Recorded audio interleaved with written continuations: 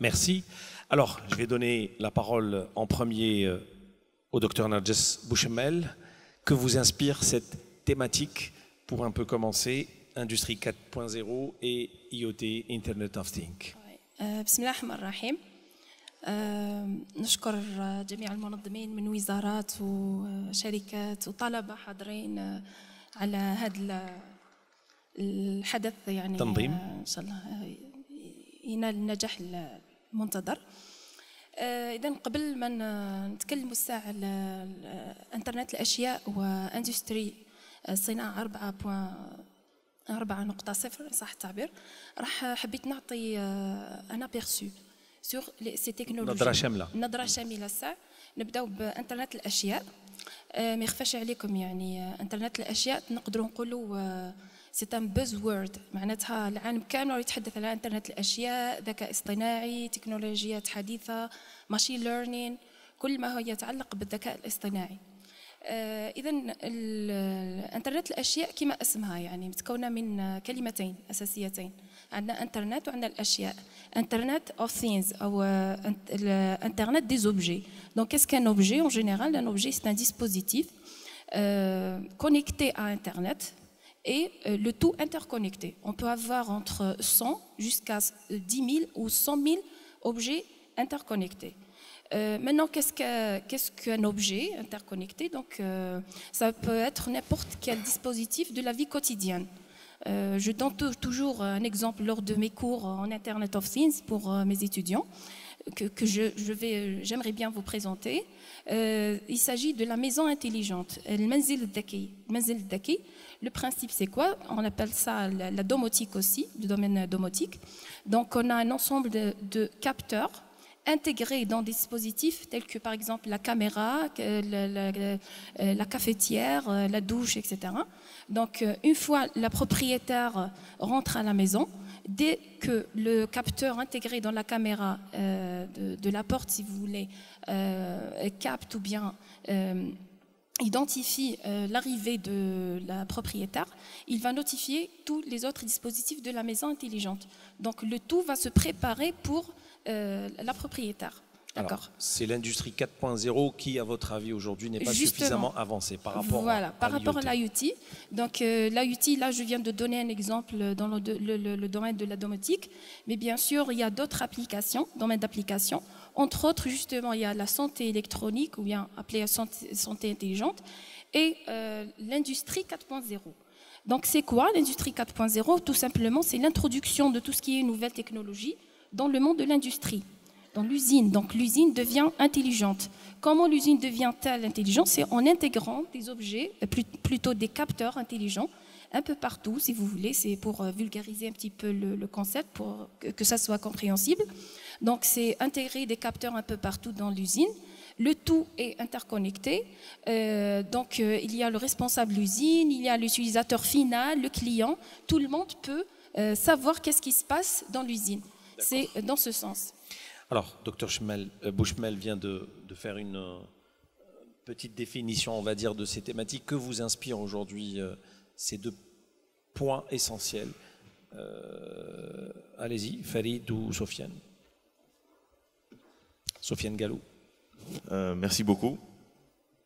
Que nous inspirent ces deux thématiques? En fait, aujourd'hui, l'Algérie est en train de vivre un tournant mondial avec toutes les autres industries du monde, et nous avons la chance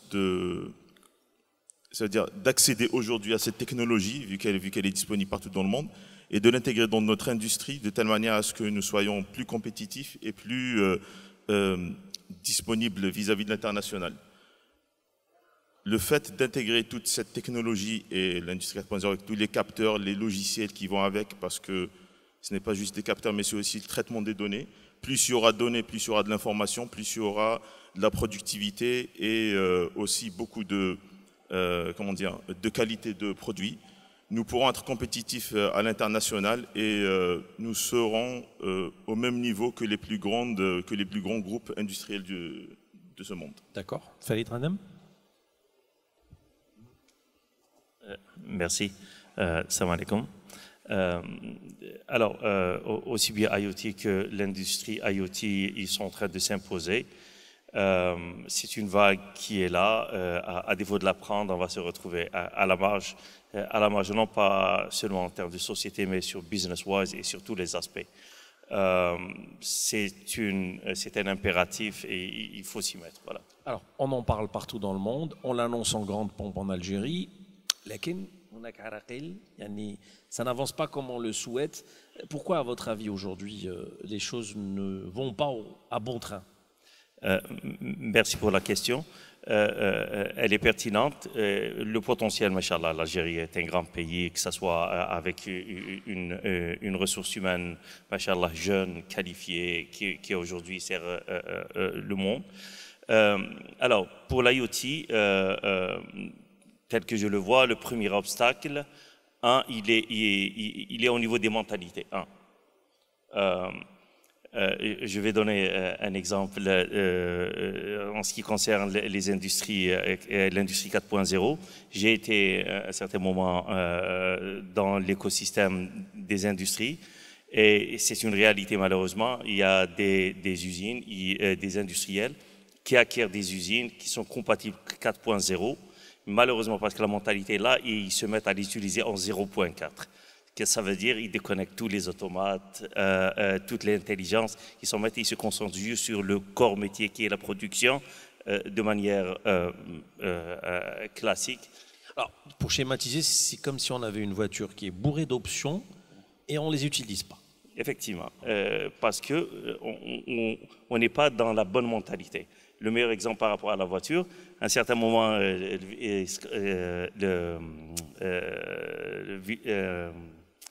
comment on dit, l'allumage, le système d'allumage. Alors, c'était en classique, avec l'allumage classique avec des bougies. On bat des voitures avec une capacité donc en électronique, donc qui donne une meilleure efficacité. Mais parce que les gens ne sont pas intéressés par l'efficacité, chez les mécaniciens, malheureusement, la mentalité ne suit pas effectivement la tendance d'efficacité et qui est un garant de la pérennité du business.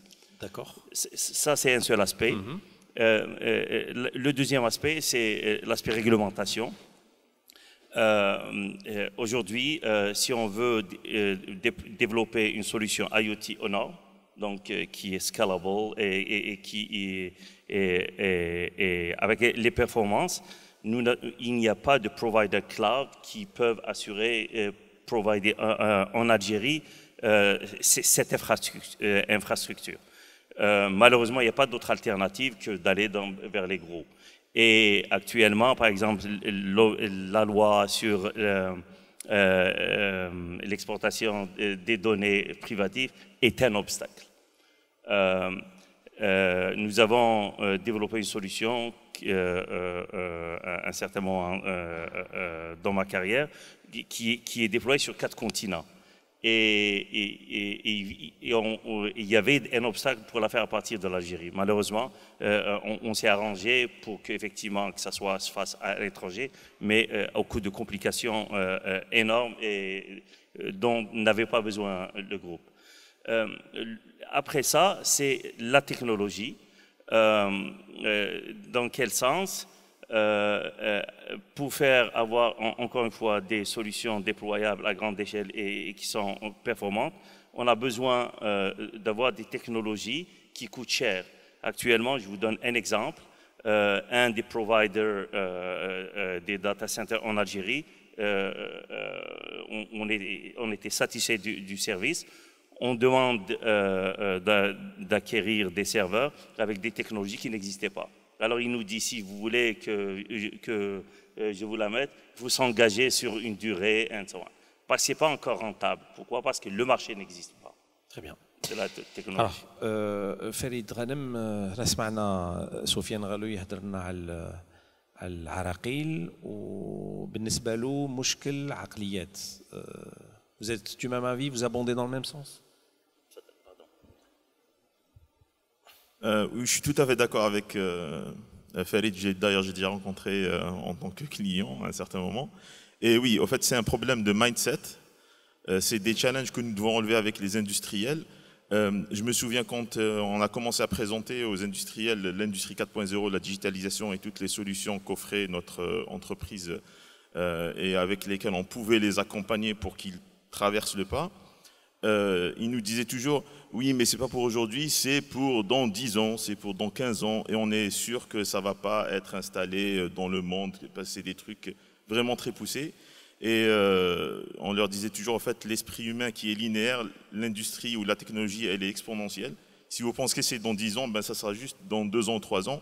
Et aujourd'hui, on voit que les grands groupes industriels comme Volkswagen ou autres constructeurs mondiaux sont passés à l'industrie 4.0 il y a déjà 4 ans ou 5 ans. Ils commencent à fournir toutes ces solutions à leurs clients. Ils arrivent à suivre, on va dire, les autres concurrents. Ils sont les premiers dans le monde juste parce qu'ils ont réussi à installer ces technologies avant les autres. Donc oui, le mindset, il y est. Il faudrait que les industriels arrivent à assimiler le fait que l'industrie 4.0, ce n'est pas de la science-fiction, ça existe et c'est vraiment... comment dire, c'est vraiment mis en place depuis quelques années. D'ailleurs, la première fois qu'ils en ont parlé, c'était en 2013, aux États-Unis, dans la foire mondiale. Et depuis 2013 jusqu'ici, ça fait déjà 8 ans. Il y a déjà, on va dire, peut-être les grands groupes mondiaux, à 90% déjà de l'industrie 4.0 qui est installée sur... et en plus de ce qu'a dit Farid sur la partie réglementaire, c'est vrai que ici, à part le fait data center et autres clouds qui ne sont pas... Et on n'est pas obligé aussi d'acquérir des clouds ici en Algérie, sauf peut-être des clouds locaux non connectés à Internet pour les administrations et les gouvernements. Il y en a de plus en plus, aussi bien public que privé maintenant. Exactement, exactement. Il y a aussi la partie réglementaire sur le service, les logiciels qui sont développés depuis des années par des startups étrangères et maintenant qui sont devenues de grandes entreprises de développement de logiciels. Les logiciels sont un point clé pour développer l'industrie 4.0 parce qu'il y a le traitement des données qui doit être fait avec les capteurs qui vont donner des données. Et ces logiciels-là, pour les acquérir ici en Algérie, c'est du service. Et un service pour le payer à l'étranger, c'est compliqué avec les lois algériennes. Donc ce qui fait qu'il faudra attendre ici qu'on développe des logiciels et ça prendra peut-être 10-15 ans pour les mettre au profit des industriels et attendre 10-15 ans, c'est vraiment pas très... Alors, docteur Bouchemel, هذه النقاط هذه تطرقي لها مع الطلبة تاع جامعة ميلان. Oui, أكيد خاصة مع طلبة الماستر. عندنا un master professionnel sciences et technologies de l'information et de la communication au niveau de l'université de Milan et au niveau de plusieurs autres universités.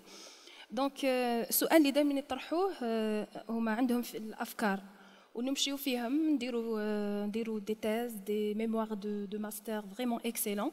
Après il y a rien. Donc la partie réalisation des idées, vraiment il y a un vrai problème quand même. À mon avis, le premier problème, c'est surtout l'infrastructure. Comme les deux collègues l'ont déjà évoqué, l'infrastructure, par exemple, Internet of Things, c'est vraiment Internet haut débit quand même.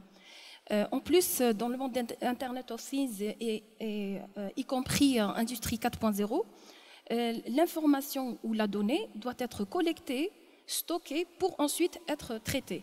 Donc, il y a tout un processus derrière. Et chaque étape du processus nécessite une technologie. Entre autres, il y a Big Data, il y a le Cloud Computing. Et dernièrement, ce qui est vraiment, comme j'ai dit au début, c'est à la mode, ce qui est la Machine Learning. Machine Learning, c'est, si vous voulez, une nouvelle version avancée de l'intelligence artificielle, en quelque sorte, et qui a vraiment besoin qui est gourmande, si vous voulez, en matière de ressources et en matière de capacité de calcul et de capacité de stockage. Donc, je crois qu'il y a un vrai problème d'infrastructure et un vrai problème d'accompagnement aussi, hein. Surtout pour les étudiants nouvellement diplômés. Donc, ils sont quand même perdus. Ils ne savent pas comment arriver jusqu'au bout de leurs idées. L'idée est là. Je vous donne un exemple à Milan. L'année dernière, nous avons réussi à décrocher, nous étions parmi les 5 premiers au monde dans la prestigieuse compétition WISIS organisée par les Nations Unies. nous étions 5 parmi les 5 premiers. Nous avons proposé un système intelligent pour la gestion des désastres, pour le sauvetage des victimes. Mais après, il n'y a rien. Les 2 étudiants qui ont réalisé le projet, qui ont eu l'honneur d'être classés parmi les 5 premiers au monde, ils n'ont pas été bien accompagnés, bien orientés. Bien coachés. Voilà. Alors, dernière question, oui. Comment, à votre avis, chacun d'entre vous, assurer cette connexion entre l'université qui forme, et nous avons un exemple avec nous avec l'université de Mila dans ce panel, et les entreprises et précisément leur centre de R&D, recherche et développement. Est-ce que vous avez des pistes de réflexion intéressantes à nous faire partager? Merci. C'est une question pertinente. La liaison entre effectivement l'industrie et la recherche. Cette question fait partie de la problématique globale qui est comment activer l'écosystème, n'est-ce pas? Parce que l'université et l'industriel, effectivement, sont 2 éléments importants de l'écosystème. Et ils ne peuvent pas à eux seuls faire ce que ne peut faire qu'un écosystème. Dans ce sens-là, il faut qu'il y ait de l'industrie d'abord. Qu'est-ce que ça veut dire qu'il y ait une industrie donc, qui peut vivre de l'innovation et donc ceci suppose une R&D, d'avoir une R&D qui est performante. Une fois que le business il est là, donc le cercle virtueux est simplifié, donc l'industrie pourra générer assez de richesses pour faire vivre l'université, donc en la finançant, et aussi d'orienter l'activité de recherche au niveau des universités pour que ça profite à l'industrie. Et évidemment, ça c'est simplifié parce que ce qu'a présenté Monsieur le ministre, c'est tout un écosystème. Il faut qu'il y ait des incubateurs, des organismes d'accompagnement et de financement, venture capitals, and so on. Très bien, merci. Comme on dit, on ne va pas réinventer le fil à couper le beurre. On voit dans les autres pays industrialisés qu'ils sous-traitent beaucoup la R&D avec les universités. Les universités travaillent beaucoup sur des projets réels industriels et c'est on va dire des challenges que les industriels doivent relever pour augmenter leur qualité de produit, leur productivité ou autres données qu'ils veulent améliorer. Ici en Algérie, le gap qu'il y a entre l'université et l'industrie, c'est le fait que l'université a gardé depuis tout le temps sa culture de théorie, de calcul mathématique avec des fonctions qui ne sont pas vraiment utilisées dans l'industrie. En fait, moi, quand je suis ressorti de l'université, 90% de ce que j'avais étudié, je ne l'ai pas utilisé dans mon premier emploi en tant qu'automaticien qui réparait des machines. On n'avait pas trouvé tout ça, on trouvait des fonctions, on va dire toute la théorie qu'il y a avec, mais pas changer un contacteur, un distributeur ou bien un automate programmable. On n'avait rien vu tout ça parce que les moyens n'y étaient pas. Je pense que la solution serait que les industriels et les universités se mettent vraiment à discuter entre eux. On va dire peut-être les 2 ministères qui vont chapeauter tout ça et que les 2 écoutent les besoins de l'autre. Les universitaires auront ainsi du matériel industriel qu'ils pourront utiliser et qu'ils pourront étudier avec.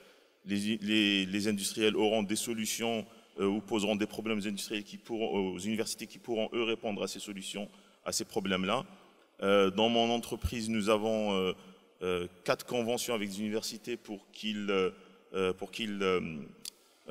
les universitaires puissent faire à la fin des tests dédiés aux industries. Et on va dire à la suite, ils sont recrutés directement parce que vraiment ils appliquent ce qui existe dans l'industrie. Nous avons des conventions avec l'université d'Oran, de Sétif, d'Alger, 2 universités. Et on leur offre aussi du matériel pour qu'ils puissent voir exactement ce qu'il y aura dans l'industrie après qu'ils soient sortis après leur diplôme. Il faudrait vraiment qu'il y ait un rapprochement qui soit fait entre les 2 parties. Si ça reste chacun de son côté, ça ne va pas aller dans le bon sens. Alors, docteur Bouchemel, je vous donne la parole en dernier. كيفاش تشوفي هذا التقارب بين المؤسسة والجامعة؟ D'accord, très bien. Donc, justement, à mon avis, il manque un bridge, un pont entre l'université et l'industrie. Ça, c'est clair. Et à mon avis, il faut discuter ça peut-être entre les ministres, entre les ministères. Par exemple, entre le ministère de l'enseignement supérieur et des startups. Pourquoi pas créer des cellules... Ils sont là tous les deux. Hein, ah oui, super. Voilà, côte à côte. Ok. Donc pourquoi pas créer des cellules dans chaque université ou bien dans chaque groupe d'universités, par exemple l'université de l'Est, l'université du Centre et de l'Ouest et du Sud, des cellules par exemple qui mettent en contact directement les étudiants qui sont nouvellement diplômés et qui ont des idées et qui n'ont pas et qui ne savent pas comment compléter leur chemin. Pourquoi pas des cellules ou bien des, je sais pas, institutions, quelque chose comme ça, pour les mettre directement en contact, que ce soit avec les ministères ou bien directement avec les industries, pour compléter leur parcours d'un côté, et pourquoi pas pour avoir les problématiques posées par les industries, comme l'a évoqué mon collègue là. Donc, si par exemple, il y a ce pont, l'université ne va pas proposer des thèmes comme ça, théoriques, et après on fait rien. On va proposer par exemple des thèmes réels que l'industrie va réellement utiliser, que ce soit l'industrie ou en généralement tout ce qui est socio-économique. Très bien. Merci une nouvelle fois. Vous pouvez les applaudir. Docteur Narges Bouchemel, docteur Farid Ghanem et Sofiane Galou. Merci à vous d'avoir animé ce premier panel Industrie 4.0 et IoT.